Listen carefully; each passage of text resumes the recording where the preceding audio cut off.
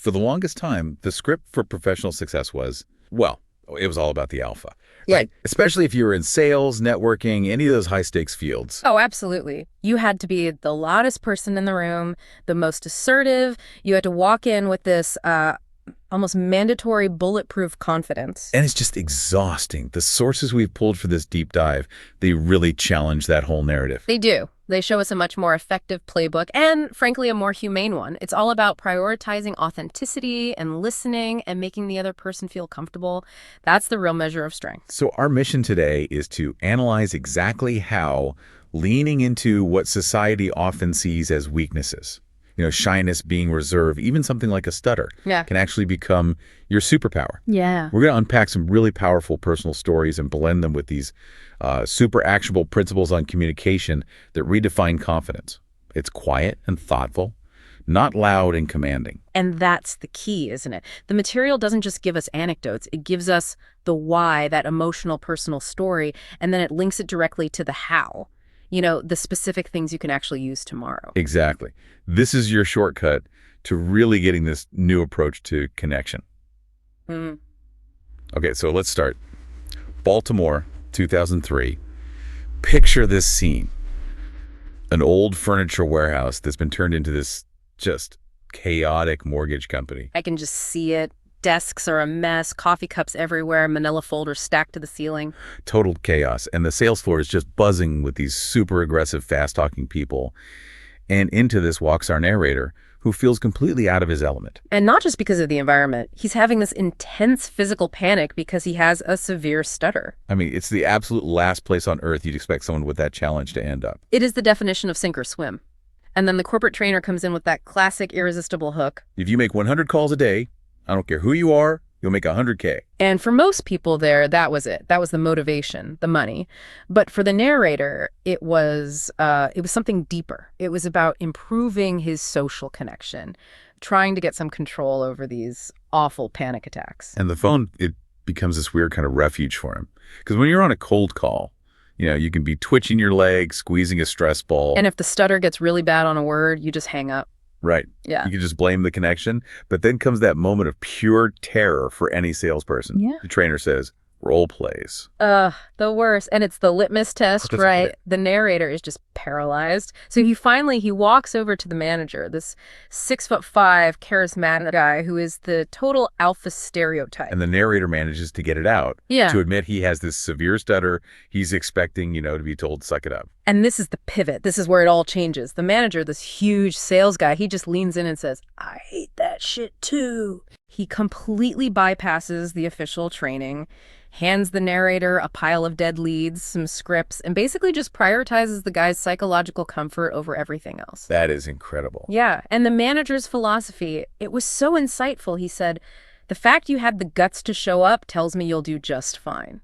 He created this little bubble of acceptance right then and there. So the narrator, he just leans into it. He commits. He starts making 110 calls a day. And he knows full well that maybe 10% of those are going to be total failures. He'll stutter so badly on a word like mortgages that he just has to hang up. He literally thought he was delivering the worst pitches in the history of the company. But here's where the hard work starts to pay off. It just becomes the great equalizer. At the year-end holiday party, he looks around and has this amazing realization. What was it? The top salespeople, the leaders, they were the introverts. They were quiet. Some of them were even a little socially awkward. It wasn't about charisma. It was reliability and pure effort. So all that consistent, focused work just completely negated the need for that big, loud personality. Completely. Which leads to this massive aha moment at a sales seminar. The keynote speaker, a really respected guy, he's finishing up, and as he's gathering his notes, he says this throwaway line. He says, if you're having trouble getting people to talk stutter, they'll see you as a human being instead of a salesperson. And you can just feel the shift, that perceived weakness, the thing he was so ashamed of, is just reframed instantly. It became his unique selling point. Because it signals vulnerability, right? It makes you seem real. Exactly. It cues safety. The client feels less pressure. They drop their guard. It's like reciprocity through imperfection. And the client started saying it. Things like, you're not like other salespeople, and the big one, I feel like you're actually listening to me. He realized his foundation was trust, not some slick pitch. And the results, I mean, they speak for themselves. Within a year, he was the 9th top producing salesperson in the whole company. That is an amazing story. It is. And if we connect this back for you, the learner, the sources just confirm it over and over. The world is full of people who prefer care over bravado. Quiet confidence wins. So the biggest problem was never the stutter itself. It was the internal story he was telling himself about it. That was it, the belief that he wasn't enough as he was. That idea of shifting your internal dialogue, that brings us perfectly to the second big principle from the sources. Prioritize comfort over command. Yes. I mean, think about that manager in Baltimore. If he had prioritized command, the narrator would have been gone on day one. Right. But we're all taught this idea of the alpha stance. Stand wide, chin high, crush their hand in a handshake. But the sources really ask, is that actually helpful? In most day-to-day interactions, probably not. We're judged much more favorably when we lead with warmth, with a non-threatening presence. So let's use the 2 encounters analogy from the material. Yeah. Imagine someone approaches you, and they're following that old-school confidence manual. Superhero posture, standing right in front of you. Blocking your path. Exactly. Yeah. Blocking your path, and they immediately start talking, a little too loudly. Okay, now contrast that with person number 2. Their posture is open, but they stand slightly to the side, they angle their head down just a little, and they speak calmly, slowly. The difference in how you'd feel is immediate. It's all about psychological safety. Precisely. The sources say human beings covet the choice to make their own decisions. When you block someone's path, you're sending the subliminal message that you're in control. It puts them on defense. And there's data on this too, right? Speaking too quickly can backfire because the other person, they just need a few extra seconds to get a read on you, to figure out your intent. So how do we actually do this? How do we create that ease? The sources have some really great actionable steps. One of them is about practicing in low-stakes environments. Like, go sit at a bar for lunch a few times a week and just chat with the staff. Yeah, they're literally paid to talk to you. It's perfect. It lets you refine your approach without all the pressure of a big professional outcome. And then there's the stuff that feels almost too basic, but it works. In a world where everyone's head is buried in their phone, just genuinely smiling at someone or holding a door. These basic human gestures, they stand out a mile. They build instant goodwill. It's also about having repeatable approaches, so you're not trying to be clever every single time. The goal isn't to be mind-blowing. No. The goal is just to earn a second conversation. That's it. Start with something gentle, like, how are you doing? It gives them a moment to gauge you. And the sources mention these simple language shifts, like from Kim Dabbs, who suggests instead of the very direct, where are you from? Which is like asking for a data point. Right. Instead ask, where do you call home?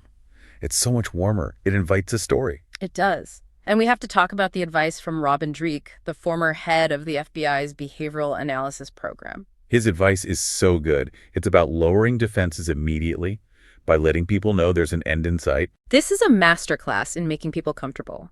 You put a time constraint on the conversation, and you remove their biggest anxiety, which is that they might get trapped talking to you.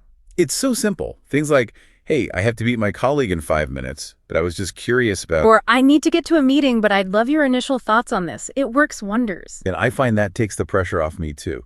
If I know I only have 5 minutes, I could just focus completely on listening instead of worrying about an escape plan. Exactly. You gauge the connection, and then you either make plans for a real follow-up or you gracefully exit.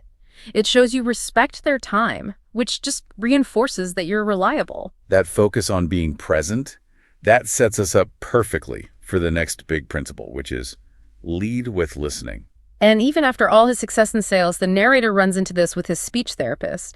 She really challenged his idea that he was a good listener. Yeah, he thought, well, I struggle to talk, so I must be great at listening. But the therapist just laid out the truth. She said, your challenge is you get so caught up in what you're going to say next, you don't truly listen to anyone. Oof. That's a tough pill to swallow. It is, but it's true for so many of us. Real listening means quieting that internal voice, putting your own agenda aside. It's what the career coach Rafa Sarandis means when he says our presence is the greatest gift we can give. It's not about the facts you share. It's about how you make someone feel. And the sources give us a really practical tool for this, a physical tool, the notebook habit. Just carrying a notebook and jotting down details, a client's kid's name, a project they're excited about. Yes, because it lets you use that incredibly powerful phrase. I love that idea. Do you mind if I write it down so I don't forget it? Oh, that's so good. It's like social proof that you care. It says their information is worth recording. That level of attention is really the foundation for this framework the sources lay out for the learner. They call it the 5 conversation personas. Okay, let's break them down. Persona 1 is be a feather. What's the psychology behind that? It's all about cognitive load. A Spanish teacher in one of the sources uses this analogy. If your cup is already full of your own worries, work, stress, self-doubt, there's no room to learn about anyone else. So you have to consciously choose to set that baggage aside before you start a conversation. Exactly. You have to enter with lightness. Okay, number 2. Be a set designer. This goes right back to the comfort principle. Managing the physical space to get rid of any status difference. For sure. Think about it. Sitting across a big desk from someone in a high-back chair says, take a seat. It's hierarchical. Versus sitting next to them at a small round table in the same kind of chair. Yeah. That's it. Join me. It's collaborative. It makes all the difference. Okay, persona 3. Be a biographer. The goal is to slowly piece together someone's story, not interrogate them. So you avoid those big high-pressure questions like, so what's your story? Right, because that just forces a performance. A biographer uses these gentle, curiosity-driven prompts. What kind of music did you love in high school? Or what's a hobby you regret quitting? It bypasses the rehearsed stuff and gets to the real person. I like that. Number 4 is based on a Harvard Business Review study. Be a trampoline. Why a trampoline and not a sponge? Because a sponge is passive. It just absorbs. A trampoline is active. This study found that great listeners don't just soak up information, they amplify it. They energize the speaker, clarify their thinking.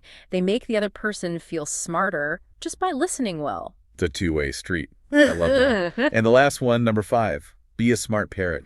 This is the nuts and bolts of reflective listening. You summarize what you heard, but in your own words. So it sounds like, okay, so it seems like you're feeling overwhelmed by. Exactly. It validates them and makes sure you're on the same page. And it reminds you, only offer advice if they ask. Most people just want to be heard. All of these personas seem to lead to one final crucial piece of advice, which is be the opposite of a cricket. We have such a problem with silence in our society, don't we? We feel this need to fill every single gap with noise or unsolicited advice, or we grab our phones. But silence isn't failure. Silence is space. It gives you time to actually digest what was said. And more importantly, it gives the other person space to formulate what they really think and feel, not just their first reaction. A good conversation isn't a game show. You don't have to buzz in immediately. That space is where the real connection happens. You know, we started this deep dive looking to challenge that whole loud, aggressive narrative of success. And everything we found just confirmed this massive shift in strategy. It's not about crushing your comfort zone or acting like some manufactured alpha. It's about choosing comfort for other people, choosing reliability, choosing kindness. The sources make it so clear that the biggest barrier is almost always our own negative internal story, not some external flaw. Yeah, the astonishing thing is that the narrator, with his severe stutter in that high-pressure sales room, he was already enough. The second he stopped trying to be someone else, he thrived. And that's the bottom line. The most valuable people in any field are the ones who take the time to really understand what others value and then give them the space to be themselves. Which leaves us with a final provocative thought for you to take away. What specific negative self-narrative or perceived weakness, maybe it's shyness, maybe it's being reserved, a unique mannerism. What is it that you are ready to question and challenge and ultimately redefine as a unique strength that lets you lead with quiet confidence? Think about that as you move forward.